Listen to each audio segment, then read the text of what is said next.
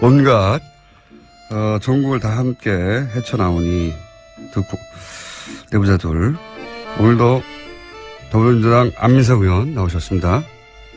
세상을 바꾸는 불의 명저 끝나지 않은 전쟁의 저자 안민석 의원입니다. 자유한국당의 김성태 의원 나오셨습니다. 예, 김성태입니다. 네. 그 뒤 소개는 없습니까? 안민석 의원처럼? 뭐, 네. 참.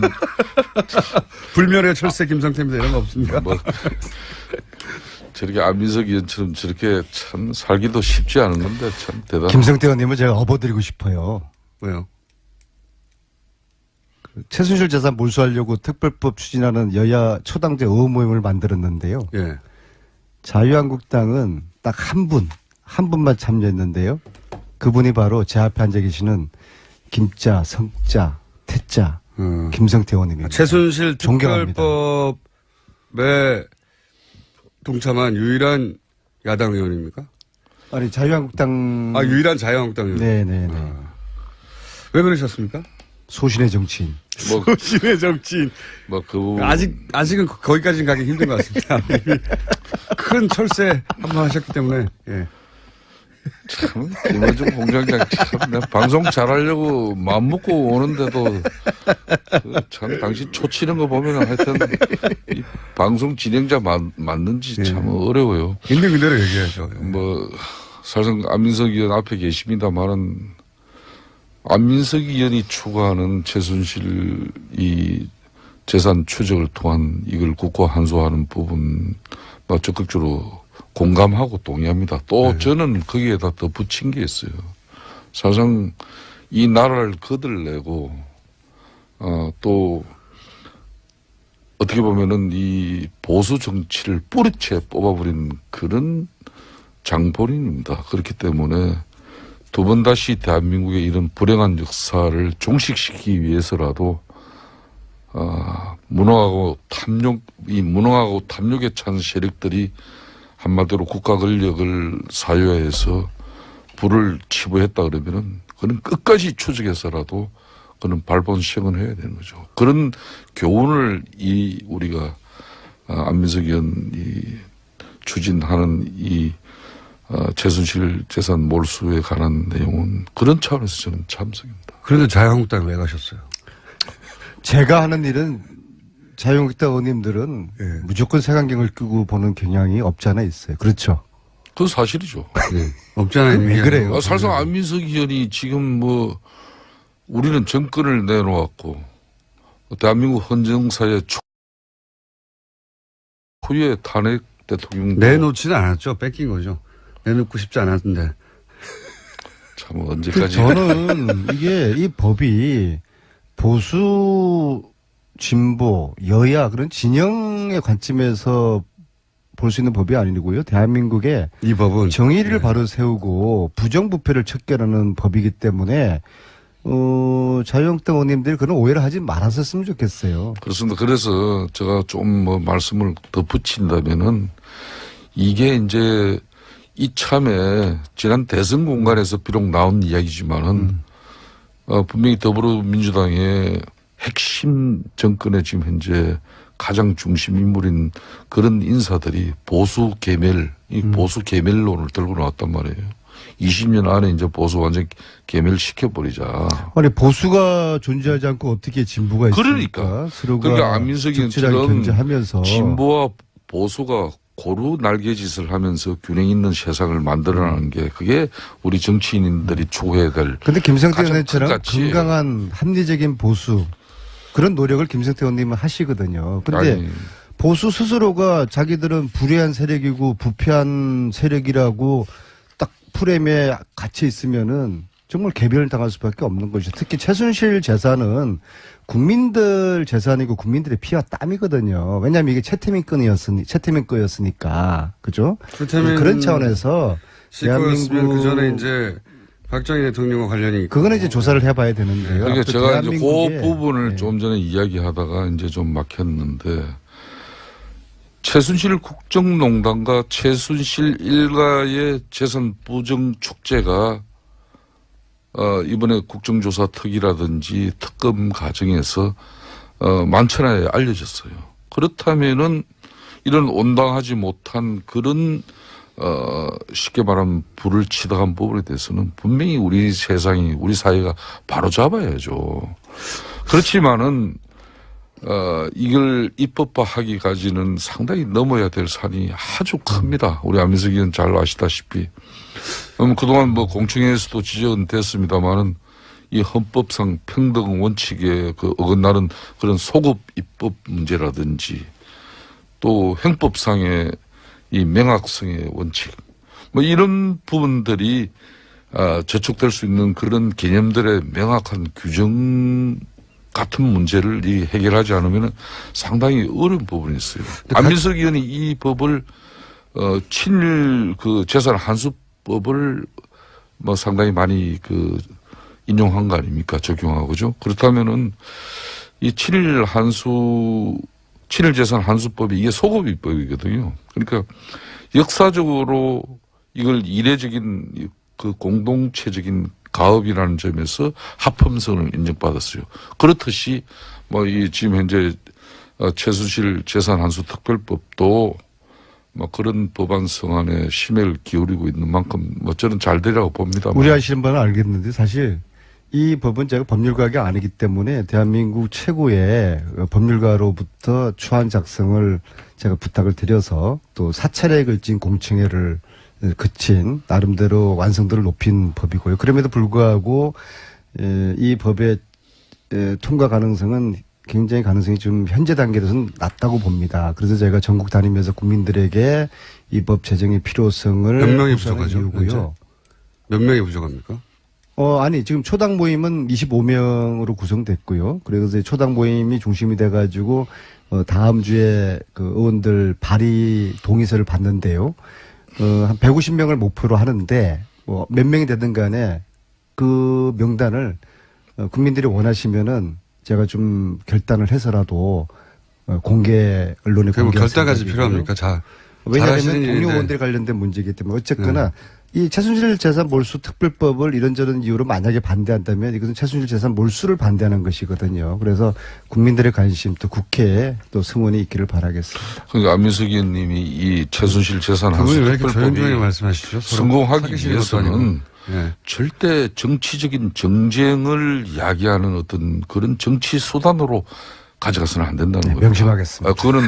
그건 바로 뭐 일간에 이렇게 올라가면은 박정희 뭐 흔히 말한 이 재산이 박정희하고 상관이 박정희 있습니까? 전 대통령의 뭐 흔히 말하는 정치 비자금까지 거슬러 올라간다. 그게 관련이 돼 있어요. 아니 뭐 뭐 두 분의 얼굴을 보고 있는데 너무 진지해가지고 아니 그런 측면에 이미 뭐 다 아시면서 그렇게 표정 지으면 안 되시고 그게 자꾸 읽혀요? 이제 그 읽히고 이렇게 되면 또 뭐 여차 잘못하면 이게 정쟁으로 DJ 비자금 또 뭐 전직 대통령 알겠습니다. 이런 문제까지 가버리면 이 특별법은 대한민국의 부정부패를 일소하고 정의를 바로 세우는 법이다. 그렇습니다. 최순실이라는 이 한마디로 망고의 죄인이 있지 않습니까? 이는 지금 이 시대를 망친 이 사람에 대해서 우리가 명확한 반제를 하자는 거죠. 최순실 체납법이다. 의원님만 왜 했을까요? 왜냐하면 탈당해서 다시 입당하신 분들 한 10여 분은 이 문제의식을 공유할 것 같은데 왜 그분들은 안 하셨을까요? 안민석 의원의 이런 최순실 재산환수 특별법은 아직까지 전체 국회의원 300명이 다 공감하고 공유하는 그런 시간적인 그 한계가 있습니다. 좀 더 언론이라든지 우리 안민석 의원이 지난번 공청회도 하시고 뭐 앞으로도 계속 뭐 이 법 관련해서 장재원 의원은 혹시 토론회나 이런 부분도 장재원 의원한테 한번 제안해 보셨어요? 뭐 제가 하시면 되죠. 안민석 의원님이. 뭐 저희들도 당내 이런 많은 공감을 확산하기 위한 저의 노력도 많이 부족합니다. 장재원 의원님 초당 모임에 합류한답니까? 저도 많은 노력을 기울이겠다는. 장재원 의원님 말씀해 보셨어요? 특정인을 이렇게 가지고 우리 안민석 의원께서 이렇게 주장하지 맙시오. 장재원 의원님은 합류하실 것 같은데, 그죠? 저희가 한번 인터뷰에서 여쭤보도록 하고요. 그러면 자 다음 주제로 넘어가서 요즘 자유한국당에서 이 정권이 끝까지 못 간다는 얘기가 연속으로 계속 나오는데 이철호 의원도 그러고 홍준표 전 지사도 그러고 그게 이게 의총에서 뭔가 결의된 내용입니까? 왜 이런 말이 참만 이분들 참 어떻게 보면 답답하신 분들이에요. 지난 대선에서 자유한국당이 패배한 이유는 최순실 사태에 워낙 큰 타격을 입기도 했지만은 또 그 국정농단의 책임으로 대통령도 탄핵되고 뭐 사실상 정권을 갖다 상납하다시피 할 수밖에 없는 그런 여건이었잖아요. 그런 속에서도 우리가 그 큰 표 차이로 이렇게 질 수밖에 없었던 가장 큰 요인 중에 하나가 대선 때 취했던 이런 거구 스탠스. 이 거구 스탠스 때문에 예연 확장에 상당히 좀 제동이 걸리는 그런 부분이 많아요. 그런 측면이 있는데도 불구하고 이번 전당대회도 그 연장선상에 있는 거 아닌가 하는 그런 개인적으로 많은 우려를 하고 있어요. 이 정권이 끝까지 못 간다. 뭐 결국은 탄핵되는 얘기인데 그런 이야기가 자유한국당 내에서는 공감대를 얻나요? 의원님들 사이에? 그걸 동료 의원들 간에 어떻게 공감대를 얻을 수가 있겠습니까? 지금 이제 출범한 지 한 달 보름도 채 안 된 이 정권에게 뭐 또 탄핵을 예고하고 예시하는 그런 뭐 정서를 국민들에게 이렇게 정치인의 한 사람으로 내보내는 것은 그거는 국가에 대한 상당히 무책임한 처사입니다. 저는 그렇게 개인적으로 그렇게 보는 거죠. 그 같은 생각을 하는 사람들끼리 모였으면 자기들끼리는 통할 수 있으니까 혹시 그런 생각이 통하나 싶어서 제가 여쭤보는 건데. 저는 절대 우리 자유한국당에도 대통령 탄핵과 또 이번 대선을 통해서 많은 자성과 또 반성 속에서 진정한 보수의 가치를 새롭게 찾고자 하는 많은 노력들이 이어지고 있습니다. 그렇기 때문에 이런 발언들에 대해서 우리 당의 전체적인 기류로 보는 것은 절대 온당치 않습니다. 이거는. 제가 요즘 전국적으로 북토크 다니다가 북콘서트 여의도에 별 신경을 안 썼더니 참 별일이 다 생기는데요. 강동우 의원님이 신경을 쓰셨어도 생겼었을 일입니다. 강동우 의원님이 이번에 서울시 당 위원장이네요. 제가 어젯밤에 사이트를 뒤져봤는데 이런 말씀하셨어요. 상대가 깡패 같은 놈이기 때문에 우리를 깡패라고 문재인 대통령을 깡패입니까? 이철호 의원님, 이 정권 오래 못 갈 것 같다. 홍준표 의원님, 역시 저는 의원이죠, 후보. 이 정권 오래 못 간다. 정말 아직 2달도 안 된 문재인 정부를 향해서 이런 저주 섞인 탄핵 발언을 했는데요. 강동호, 이철우, 홍준표 세 분께 정중하게 여쭙겠습니다. 국민들이 우습죠. 이거 국민들 우습게 보는 정당은요. 국민들에게 탄핵당할 것입니다. 의원님은 여의도에서 직접 여쭤보시면 되잖아요. 제가 지금 전국 단위라고. 저분은 지금 책 좀 팔아야 돼요, 아직. 좀 이런 것 같습니다. 좀 전에 안민석 의원께서 지적한 그 워딩대로 하면은 국민들 상식에도 분명히 납득치 않는 그런 적절치 못한 발언들이에요. 그렇지만은, 대통령이 천명한 그런 공직자 인사 배제 5대 원칙을 그런 인사 원칙을 스스로 저버리고 또 부실한 인사 검증으로 논란을 빚은 그런 청와대에 대해서 우리 당내 인사들이 적절치는 않지만은 그런 입장을 반영한 어떤 그런 소리가 그렇게 된 것 같아요. 그런 측면에서 저는 그렇지만은 출범 이제 한 달 보름밖에 안 된 정권의 대통령에게 국민들이 불안해할 수 있는 그런 요소를 만든다는 것은 적절치 않다고 봅니다. 특히 지금 이제 인사청문회 말씀하셨는데요. 이거 인사청문회 하다가 날밤 지색이 생겼어요.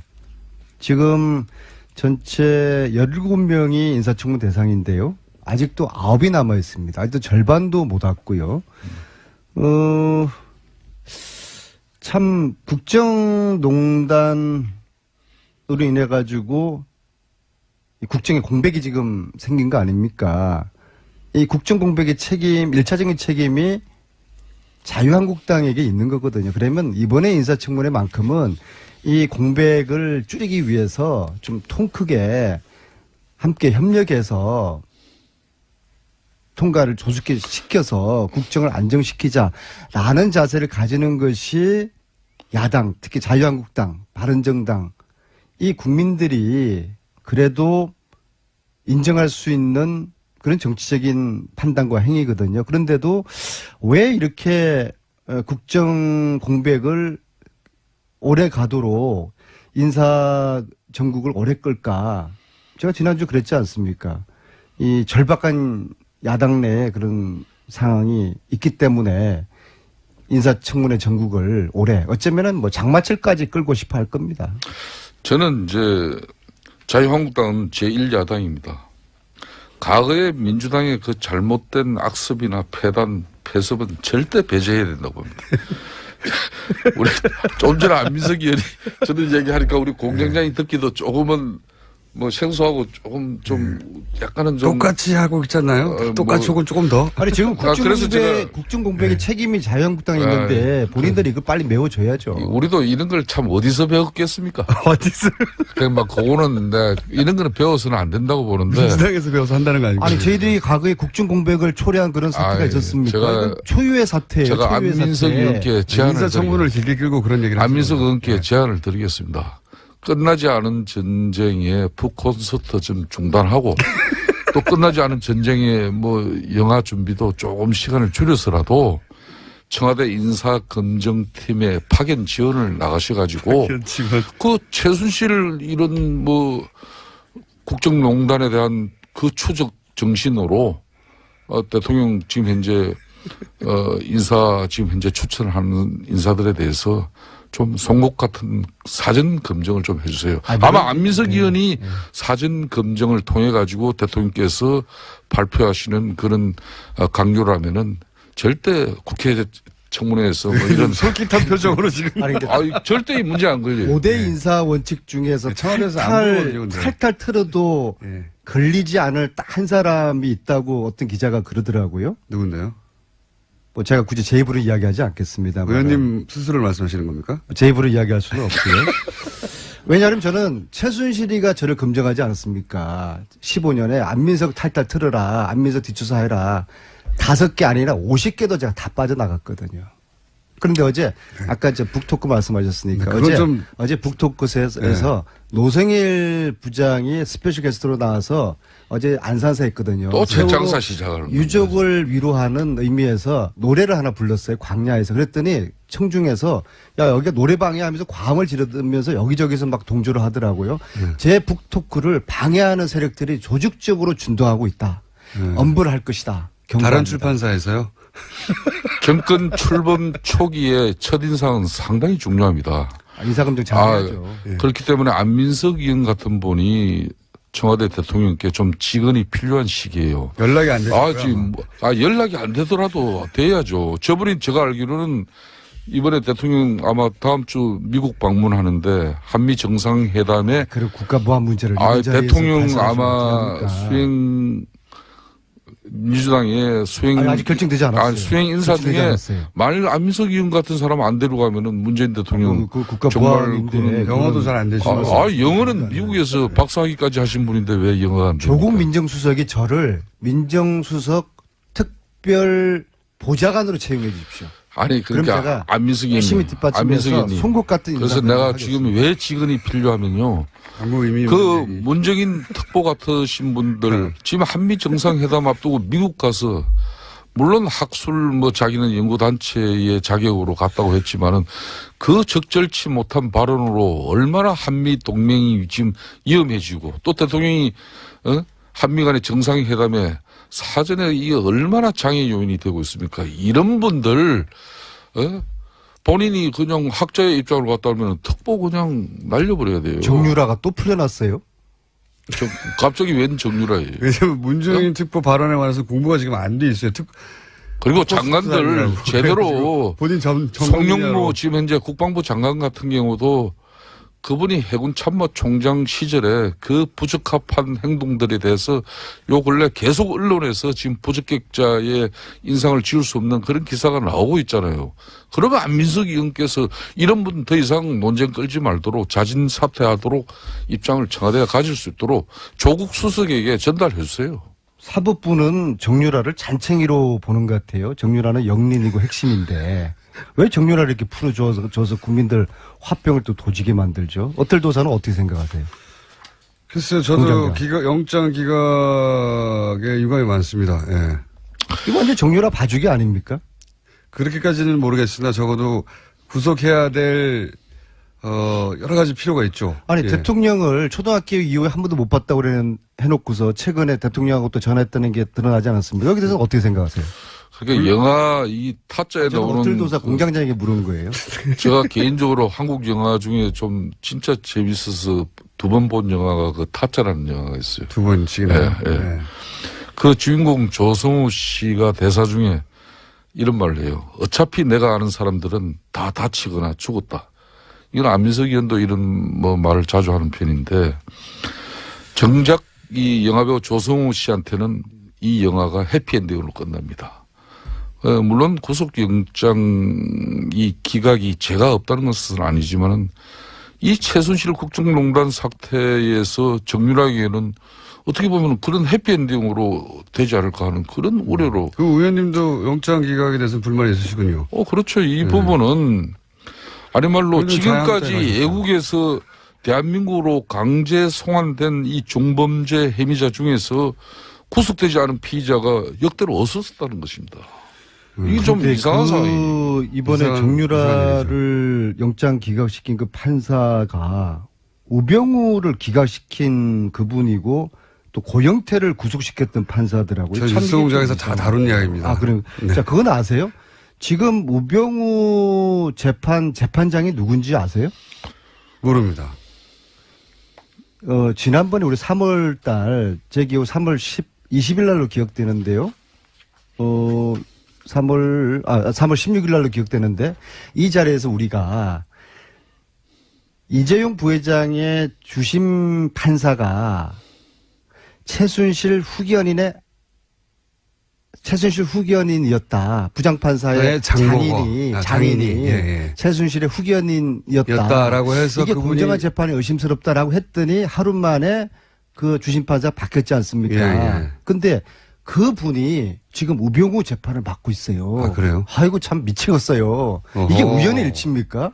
우연히 일치했죠. 근데 우연의 일치길 바라겠어. 이게 만약에 의도되거나 기획된 거라 그러면은 대한민국이 슬픈 것이죠. 그러지 않길 바라겠지만, 근데 저는 그러니까, 그분이 네. 지난번에 그런 일이 있었으면은 민사재판부로 갔어야 된다고 봅니다. 내가 형사재판부에 있는 한은 이 사건을 맡을 수밖에 없고 오해를 받을 수 있으니까 민사재판부로 보내달라. 내지는 이 국정농단 관련된 재판은 나를 배제시켜달라. 스스로. 그렇게 했어야 되는 것인데 네. 왜 또다시 이런 오해를 받아서 최순실 국정농단 사건을 하지 않는 게 오해를 받지 않는 길이긴 하죠. 지금은.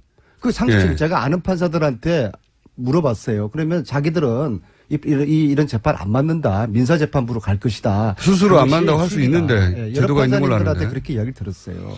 이 판사님 참 이해할 수 없고요. 정말 이 재판이 공정하기를 바라지만은 공정할 수 있을까? 확인된 거죠. 이재용 부회장 제가 처음에 허위사실 이야기했습니까? 허위사실 얘기한 적이 허위사실 이야기했으면 제가 이 자리에 이대로 네. 있을 것이면 불완전한 사실을 최순실이가 얘기한 적은 많으십니다. 저를 놔뒀겠습니까? 의혹 제기는 대한민국에서 의혹 제기가 제일 아니라- 많이 하시는 분 중에 하나. 의혹 제기가 아니라 이거는 팩트예요. 그분이 지금 그러니까요. 우병우 재판을 맡고 있는 주심판사예요. 네. 최순실 자기네 후견인이었다는 게 밝혀져서 만 하루 만에 그분이 이제 우병우 전 민정수석 주심입니까? 네. 처음 알았습니다. 안민석 의원, 김성태 의원이었습니다. 감사합니다. 네.